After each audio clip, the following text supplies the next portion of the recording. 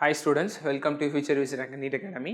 நம்ம இந்த வீடியோவில் என்ன பார்க்க போகிறோம்னு பார்த்தோம் அப்படின்னா பெயின்-பிரிட்ஜ் மாஸ் ஸ்பெக்ட்ரோமீட்டர் யூஸ் பண்ணி ஒரு அணுக்கருவோட நிறை என்ன அப்படிங்கிறத பார்க்க போகிறோம். இப்போ இந்த பெயின்-பிரிட்ஜ் மாஸ் ஸ்பெக்ட்ரோமீட்டர் யூஸ் பண்ணி அதோட அணுக்கருவோட நிறைய வந்து பார்த்தோம் அப்படின்னா நம்மளால எக்ஸாக்டாக அதோட அணு நிறை என்ன அப்படிங்கிறத நம்மளால் சொல்ல முடியும். இதோட செட்டப் எப்படி இருக்கும், அதோட அமைப்பு எப்படி இருக்கும் அப்படின்றத பார்த்தோம் அப்படின்னா ஒரு ரேஸ் வந்து பாஸ் ஆகுது, அதாவது எலக்ட்ரான் ரேஸ் வந்து பாஸ் ஆகுது அப்படின்ற பட்சத்தில் அதற்கு பக்கத்துலேயே வந்து பார்த்தோம் அப்படின்னா நம்ம மின்புலத்தை வந்து பார்த்தோம் அப்படின்னா அந்த இடத்துல நம்ம பிளேஸ் பண்ணியிருப்போம். இந்த மின்புலத்தில் பிளேஸ் பண்ணும்போது வந்து பார்த்தோம் அப்படின்னா நம்மளுக்கு பொதுவாகவே தெரியும், மின்புலத்தை பிளேஸ் பண்ணும்போது அதில் இருக்கக்கூடிய ஒரு எண்டு பாசிட்டிவாகவும் ஒரு எண்டு நெகட்டிவாகவும் இருக்குமா நம்மளுக்கு நல்லா தெரியும். அப்போ இந்த ரெண்டுக்கும் நடுவில் அதை போகக்கூடிய அந்த ரே அப்படிங்கிறது வந்து பார்த்தோம் அந்த அலை அப்படிங்கிறது எப்படி இருக்கும்னு பார்த்தோம் அப்படின்னா இன்கேஸ் அதில் போகக்கூடிய அந்த அலை வந்து பாசிட்டிவாக இருந்தது, அதை பாசிட்டிவ் சார்ஜ் அயான்ஸ் போச்சு அப்படின்னும் போது வந்து பார்த்தோம் அப்படின்னா அது நெகட்டிவ் பிளேட்டில் வந்து அட்ராக்ட் ஆகும். இஃப் இன்கேஸ் போகக்கூடிய அந்த அலைகள் வந்து ஒரு பாசிட்டிவ் சார்ஜு அயனிகள் அலைகளாக இருந்தது அப்படின்னும் போது என்ன ஆகும்னு பார்த்தோம் அப்படின்னா அது வந்து பார்த்தோம் அப்படின்னா இந்த பாசிட்டிவ் பிளேட்லேருந்து ரிப்பல் ஆகும் அப்படின்னு, அதாவது விலகி செல்லும் அப்படின்றத சொல்லலாமா. இப்போ இந்த இடத்துல என்ன பண்ணுறாங்கன்னு பார்த்தோம் அப்படின்னா ஒரு மின்புலத்தை பிளேஸ் பண்ணியிருக்காங்க, அதற்கு பர்பண்டிகுலராகவே என்ன பிளேஸ் பண்ணுறாங்கன்னு பார்த்தோம் அப்படின்னா ஒரு காந்தப்புலத்தையும் அதே இடத்துல வந்து பிளேஸ் பண்ணுறாங்க. இப்போ இந்த மின்புலம் காந்தப்புலம் ரெண்டுமே ஒரே இடத்துல இருக்கும்போது ஒரு அயனிகள் வந்து அந்த இடத்துல நம்ம ஒரு பாதையில் போயிட்டு இருக்கு அப்படின்னும் போது வந்து பார்த்தோம் அப்படின்னா எந்த ஒரு அயனி மின்புலத்திலையும் சரி அதோட காந்தப்புலத்திலையும் சரி ரெண்டு புலத்திலையுமே அதோட திசைவேகம் அப்படிங்கிறது வந்து பார்த்தோம் அப்படின்னா சமமாக இருக்குதோ அந்த அயனிகள் மட்டும்தான் வந்து பார்த்தோம்னா நேர்கோட்டில் வந்து பயணிக்கும். அப்படி இல்லாத அயனிகள் வந்து என்ன பயணிக்கும் அப்படின்னு பார்த்தோம்னா நேர்கோட்டில் இருந்து சற்றே ஒரு குறிப்பிட்ட கோணம் வந்து விலகி அது வந்து பயணிக்கும் அப்படின்றத சொல்லலாமா. சரி, இப்போ வந்து பார்க்கும்போது வந்து பார்த்தோம் அப்படின்னா பொதுவாகவே நம்ம வெறும் இந்த இடத்துல இருக்கக்கூடிய இந்த மின்புலத்தை மட்டும் வச்சிருந்தோம் அப்படின்னும் போது என்ன ஆகும்னு பார்த்தோம்னா இங்கிருந்து வரக்கூடிய இந்த அயனிகள் என்ன ஆகும்னு பார்த்தோம் அப்படின்னா இது வந்து பாசிட்டிவ் சார்ஜ் அயனிகள் நம்ம எடுத்துக்கிட்டோம் அப்படின்னும் போது இங்கே இருக்கக்கூடியது நெகட்டிவ் பிளேட்டா, அந்த நெகட்டிவ் பிளேட்டை நோக்கி இப்படி விலகி செல்லும் அப்படின்றத சொல்லலாமா. சரி, இப்போ அதோட விலகி செல்லக்கூடிய அந்த பாதையை நம்ம சமன்படுத்தணும் அப்படிங்கிற ஒரு நோக்கத்தில் தான் என்ன பண்றோம்னு பார்த்தோம் அப்படின்னா இந்த இடத்துல ஒரு காந்தப்புலத்தை நம்ம வைக்கிறோம். அப்போ அந்த காந்தப்புலத்தை வைக்கும் போது என்ன ஆகுதுன்னு பார்த்தோம் அப்படின்னா அந்த பாதையில வந்துட்டு இருக்கக்கூடிய அந்த அயனிகள் என்ன ஆகுதுன்னு பார்த்தோம் அப்படின்னா மின்புலத்திலையும் காந்தப்புலத்திலையும் ரெண்டோட திசைவேகமும் சமமா இருக்கக்கூடிய அந்த அயனிகள் என்ன பண்ணுதுன்னு பார்த்தோம் அப்படின்னா அது இன்னமும் என்ன ஆகுதுன்னு பார்த்தோம்னா நேர்கோட்டில் வரக்கூடிய அதே பாதையில பயணிச்சு வருது. அப்படி பயணிச்சு வரக்கூடிய அந்த அயனிகள் என்ன ஆகுதுன்னு பார்த்தோம் அப்படின்னா ஒரு குறிப்பிட்ட ஒரு பாதையை பயணிச்சதுக்கு அப்புறமா வந்து பார்த்தோம் அப்படின்னா அது ஒரு சாம்பருக்குள்ள என்டர் ஆகுது, அதாவது ஒரு அறைக்குள்ள என்டர் ஆகுது. அந்த அறைக்குள்ள என்டர் ஆகும்போது என்ன ஆகுதுன்னு பார்த்தோம் அப்படின்னா இந்த அறைக்குள்ளாரையும் என்ன பண்றோம்னு பார்த்தோம் அப்படின்னா இதற்கு உள்ளாரையுமே வந்து பார்த்தோம் அப்படின்னா என்ன பண்றோம் அப்படின்னா இங்கேயும்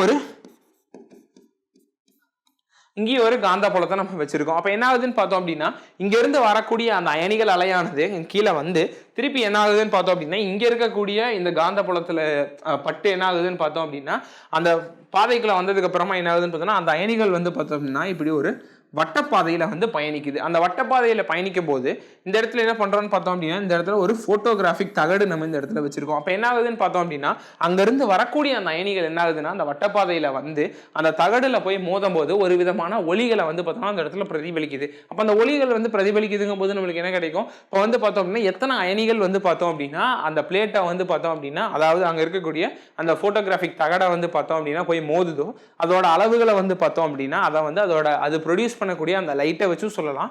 அதே மாதிரி அது போய் மோதும் போது வந்து பார்த்தோம் அப்படின்னா அந்த தகடுல சற்றே ஒரு விதமான பள்ளங்களை ஏற்படுத்தும், குழிகளை வந்து ஏற்படுத்தும். அந்த குழிகளை பொறுத்து வந்து பார்த்தோம் அப்படின்னா எத்தனை கவுண்ட் ஆஃப் அயனிகள் வந்து பார்த்தோம் அப்படின்னா அந்த தகடை வந்து பார்த்தோம்னா வந்து மோதி இருக்கு அப்படிங்கிறத நம்ம கணக்கு எடுத்துக்க முடியும். இப்போ இதை மூலமா வந்து பார்த்தோம் அப்படின்னா இந்த ஒரு குறிப்பிட்ட இந்த இந்த சோதனையின் மூலமா வந்து பார்த்தோம் அப்படின்னா நம்ம ஒரு அணுக்கருவோட நிறை என்ன அப்படிங்கிறது நம்மளால வந்து கணிக்க முடியும். சரி, இப்போ இதை நம்ம எப்படி இந்த ஒரு சோதனை மூலமா வந்து பார்த்தோம் அப்படின்னா அணுக்கருவோட நிறைய நம்ம கண்டுபிடிக்கலாம் அப்படின்னும் போது வந்து பார்த்தோம்னா இந்த இடத்துல நம்ம ரெண்டு விதமான ஒரு ஸ்டேட்மெண்ட்டை நம்ம இதை யூஸ் பண்றோம். ஒன்று என்னன்னு பார்த்தோம் அப்படின்னா பொதுவாகவே நமக்கு தெரியும் இங்கிருந்து வரும்போது பொதுவாகவே என்ன சொல்றாங்கன்னு பார்த்தோம் அப்படின்னா இங்கிருந்து வரக்கூடிய இந்த அயனிகள் எந்த ஒரு அயனி அதோட மின்காந்த புலமும் சரி அதோட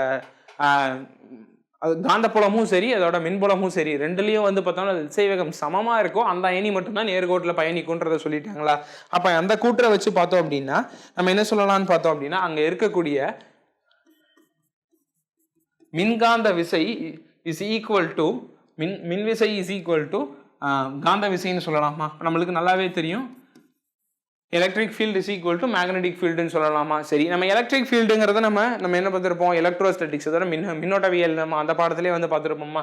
அப்போ எலக்ட்ரிக் ஃபீல்டுங்கிறது என்னவா இருக்கும்னு பார்த்தோம் அப்படின்னா ஈக்யூன்னு சொல்லலாமா, ஈக்யூன்னு சொல்லலாமா. Electric field is equal to ஈக்யூன்னு சொல்லலாம். அதே மாதிரி மேக்னெட்டிக் ஃபீல்டுன்னு சொல்லும் போது பிக்யூவின்னு சொல்லலாமா, பிக்யூவின்னு சொல்லலாமா. சரி, இப்போ இதில் வந்து பார்த்தோம்னா கியூ கேன்சல் பண்ணிட்டோம் அப்படிங்கும்போது நம்மளுக்கு என்ன வேணுங்கும் போது எந்த ஒரு அயனி, அதாவது எந்த ஒரு அயனி வந்து பார்த்தோம் அப்படின்னா அந்த ரெண்டில் இருக்கக்கூடிய திசைவேகமும் சமமாக இருக்கக்கூடிய அந்த அயனி மட்டும்தான் வந்து பார்த்தோம்னா அந்த பாதையில் போகுதுன்னு சொல்லிட்டோமா.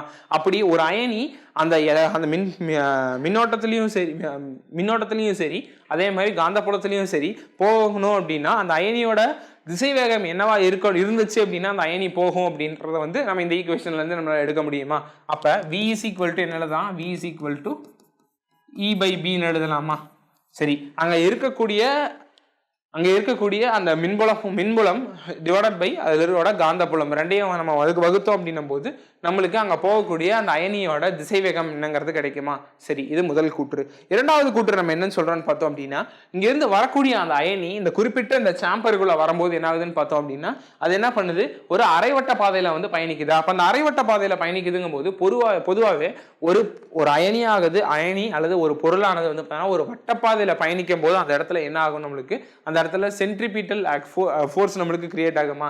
அந்த சென்ட்ரிபீட்டல் ஃபோர்ஸுங்கிறது வந்து பார்த்தோம் அப்படின்னா இந்த இடத்துல நம்ம என்ன சொல்லலாம்னு பார்த்தோம் அப்படின்னா அந்த இடத்துல ப்ரொடியூஸ் ஆகக்கூடிய அந்த சென்ட்ரிபீட்டல் ஃபோர்ஸுங்கிறது எதற்கு சமமா இருக்கும் அப்படிங்கறது சொல்றாங்கன்னு பார்த்தோம் அப்படின்னா இது வந்து ஒரு காந்தப்புலத்து, இந்த இடத்துல ஒரு காந்தப்புலம் வச்சிருக்கோம். அப்ப இந்த காந்தப்புலம் ஒரு விதமான ஃபோர்ஸை கொடுக்குமா. அந்த ஃபோர்ஸை நம்ம என்னன்னு பார்த்துருந்தோம், நம்ம காந்தவியல் அந்த பாடத்தை நம்ம என்ன பார்த்துருந்தோம் அப்படின்னா மேக்னெட்டிக் லாரன்ஸ் விசைன்னு பார்த்துருந்தோமா. மேக்னெட்டிக் லாரன்ஸ் விசை அதாவது காந்த லாரன்ஸ் விசைன்னு பார்த்துருந்தோமா.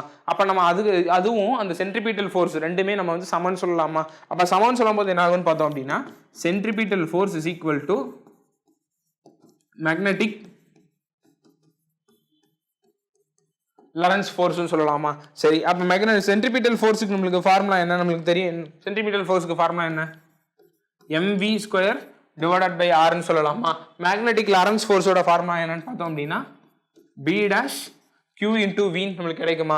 இப்போ இங்க இருக்கக்கூடிய V, இங்க இந்த V ரெண்டையும் நம்ம கேன்சல் பண்ணோம் அப்படிங்கும்போது நம்மளுக்கு கிடைக்கக்கூடிய மாஸோட வேல்யூ மட்டும், நம்மளுக்கு தேவை மாஸோட வேல்யூ மட்டும் தானா. M is equal to நம்ம கிராஸ் மல்டிப்ளை பண்ணோம் அப்படின்னா B'(Q_R) டிவைடட் பை V. இது வந்து பார்த்தோம்னா இதோட மாஸோட வேல்யூவா இருக்கும்னு சொல்லலாமா. இதோட மாஸோட வேல்யூவா இருக்கும்னு சொல்லலாமா. இது வந்து பார்த்தோம் அப்படின்னா ஜெனரல் ஃபார்முலா. இது நம்ம எந்த விதமான ப்ராப்ளம்ல வந்து கேட்டாங்க அப்படின்னா ஒரு சில ப்ராப்ளம்ல என்ன கேட்கலாம் அப்படின்னும் போது வந்து பார்த்தோம் அப்படின்னா இதே மாதிரி பெயின்பிரிட்ஜ் மாஸ் ஸ்பெக்ட்ரோமீட்டர் இந்த ஒரு எக்ஸ்பெரிமெண்ட்ல யூஸ் பண்ணக்கூடிய அதே செட்டப்லயே வந்து பார்த்தோம் அப்படின்னா ஒரு அணுக்கரு வந்து பார்த்தோம்னா அந்த அணுக்கருல இருந்து வரக்கூடிய அந்த அயனி இந்த பாதையில பயணிக்கும் போது வந்து பார்த்தோம் அப்படின்னா அதோட விசை என்ன, அதோட மின்காந்த விசை என்ன அப்படின்றதெல்லாம் நம்ம கொடுத்துட்றாங்க. அதோட சார்ஜ், அதோட ஆரோட வேல்யூ, வியோட வேல்யூ எல்லாமே கொடுத்துட்டு அதோட நிறை என்ன அப்படிங்கிறத கேட்டாங்க அப்படின்னும் போது நம்ம இந்த ஃபார்முலாவை பயன்படுத்தலாம். அப்படி கேட்டாலும் பயன்படுத்தலாம். இல்லை ஒரு சில இடத்துல வந்து பார்த்தோம் அப்படின்னா அதோட மின்னழுத்தங்களை பொறுத்து, அதோட மின்னழுத்தங்களோட வேல்யூக்களை பொறுத்து அதோட நிறை என்னவா இருக்கும் அப்படின்னு கேட்டாங்கன்னாலும் இந்த ஃபார்முலாவை நம்ம பயன்படுத்த முடியும். சரி, இப்போ இந்த இடத்துல இந்த ஃபார்முலாவை நம்ம இன்னமும் நம்ம சிம்பிளிஃபை பண்ணணும் அப்படின்னா நம்ம ஆல்ரெடி பார்த்துருந்தோமா, இங்கே V is equal to E/B பார்த்துருந்தோமா. அதை நம்ம இங்கே கொண்டாந்து சப்ஸ்டியூட் பண்ணோம் அப்படின்னா நம்மளுக்கு என்ன கிடைக்கும், V is equal to E/B நம்ம சப்ஸ்டியூட் பண்ணோம் அப்படின்னா அப்போ M is equal to B'(Q_R) divided by V. இதை வந்து பார்த்தோம் அப்படின்னா நம்ம என்னன்னு சொல்லலாம், இதை வந்து பார்த்தோம் அப்படின்னா இதோட நிறை அப்படின்றத சொல்லலாமா. ஒரு அணுக்கருவோட நிறை என்ன அப்படிங்கிறத இந்த பெயின்பிரிட்ஜ் மாஸ் ஸ்பெக்ட்ரோமீட்டர் மூலமா நம்ம இது சொல்ல முடியும். இப்போ இந்த நிறைய வந்து பார்த்தோம் அப்படின்னா நம்மளுக்கு பல்வேறு விதமான ப்ராப்ளங்கள்ல நிறைய கேட்கலாம். என்னன்னா இந்த B'(Q_R_V) இதோட வேல்யூக்கள் எல்லாமே கொடுத்துட்டு இதோட நிறை என்ன அப்படிங்கிறத நல்லா கேட்பாங்க. இப்போ அந்த மாதிரி நிறை என்னன்னு கேட்டாங்கன்னாலும் இந்த ஃபார்முலாவை பயன்படுத்தி தான் வந்து பார்த்தோம் அப்படின்னா இதோட நிறை என்ன அப்படிங்கிறத பார்ப்போம். சரி, இப்போ நம்ம இந்த வீடியோவில் வந்து பார்த்தோம் அப்படின்னா பெயின்பிரிட்ஜ் மாஸ் ஸ்பெக்ட்ரோமீட்டர் இந்த எக்ஸ்பெரிமெண்ட்டை பயன்படுத்தி ஒரு அணுக்கருவோட நிறை என்ன அப்படிங்கிறத கால்குலேட் பண்ணணும், எப்படி கால்குலேட் பண்ணணும் அப்படிங்கிறத பார்த்துடணும். நம்ம நெக்ஸ்ட் வீடியோவில் வந்து பார்த்தோம் அப்படின்னா நம்ம கதிர்வீச்சு சம்மந்தப்பட்ட இந்த அணுக்கரு இயற்பியலில் இருக்கக்கூடிய பகுதிகளை நம்ம அடுத்த வீடியோவில் பார்க்கலாம். தேங்க்யூ.